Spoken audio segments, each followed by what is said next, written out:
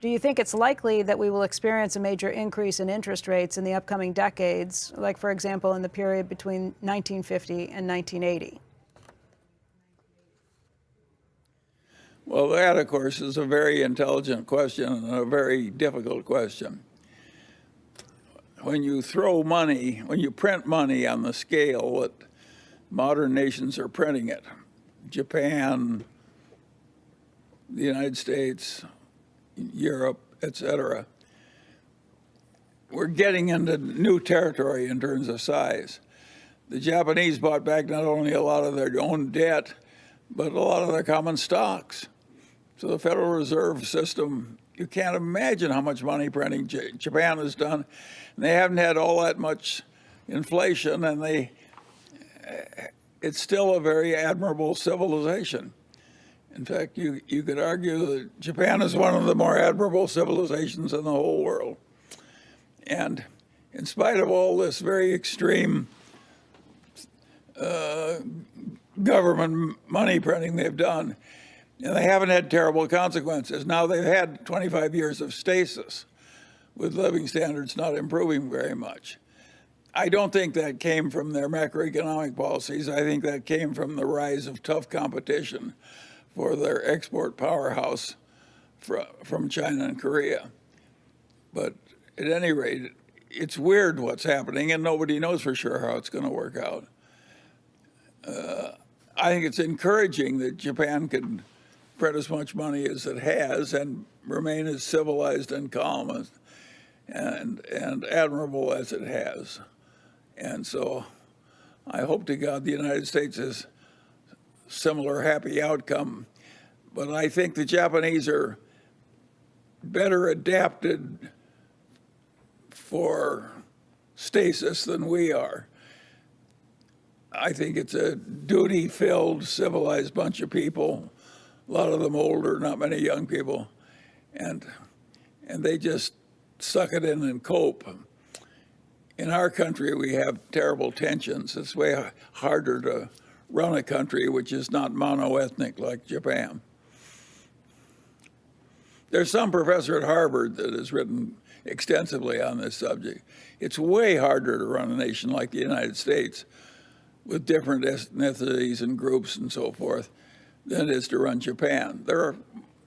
Japan is basically sort of a mono-ethnic civilization which is proud of its ethnicity, and of course they can cope with the troubles better than some other people can. Charlie, Steve But Cospel we don't know where we're going. There's never been anything quite like what we're doing now. And we do know from what's happened in other nations, if you try and print too much money, it eventually causes terrible trouble.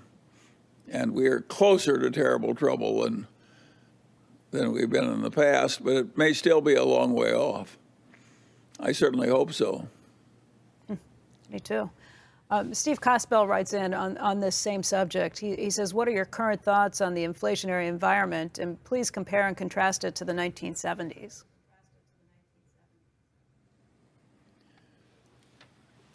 Well,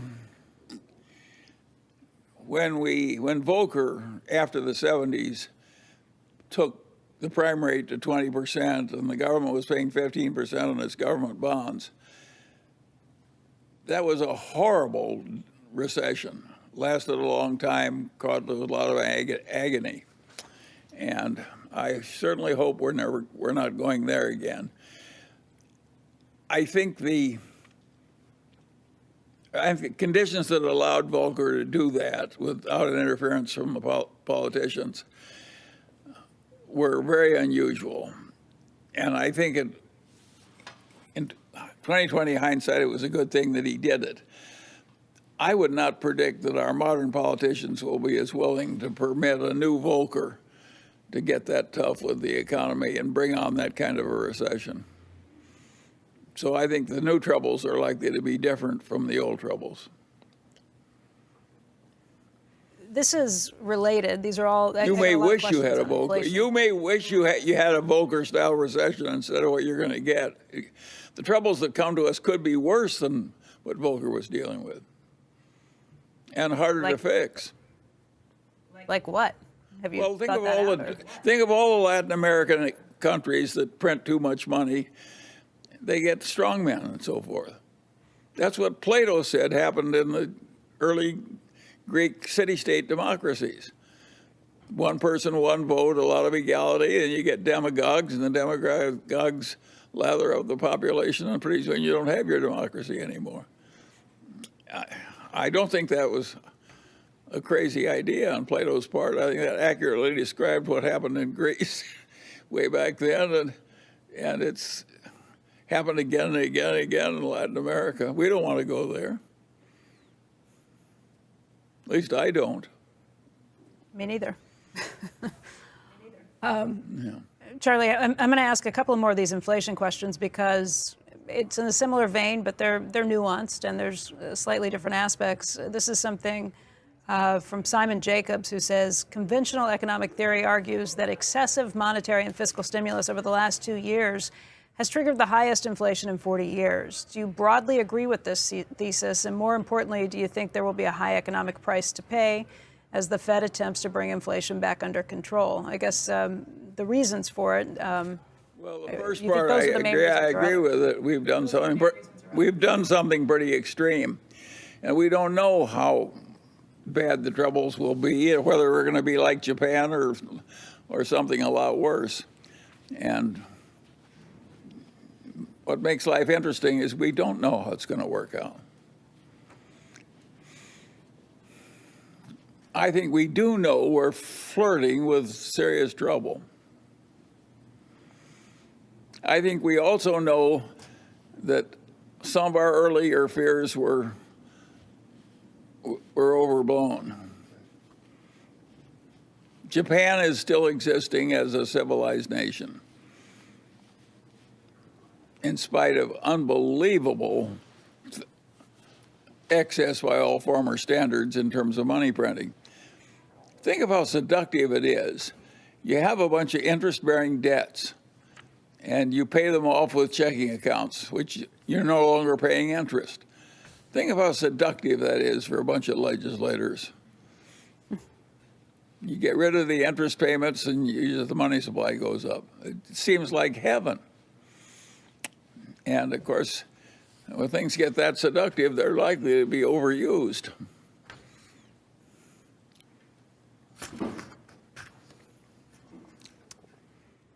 Stephen Tedder from Atlanta writes in, he had similar concerns about inflation, but he takes it a step further. He says, how will this all play out, and what's the best advice you have for individual investors to optimally deal with the negative impact of inflation other than owning quality equities? Well, it may be that you have to choose the least bad of a bunch of options. That frequently happens in human decision making. And the mongers have Berkshire stock, Costco stock, Chinese stocks through Lilu, a little bit of Daily Journal stock, and a bunch of apartment houses. Do I think that's perfect? No. Do I think it's okay? Yes. I think the great lesson from the mongers is you don't need all this damn diversification. That's plenty of, you're lucky if you've got 4 good assets. I think the finance professors and that sell the idea that perfect diversification is professional investment. If you're trying to do better than average, you're lucky if you have 4 things to buy. And to ask for 20 is really asking for egg in your beer. It's very few people can have enough brains to get 20 good investments.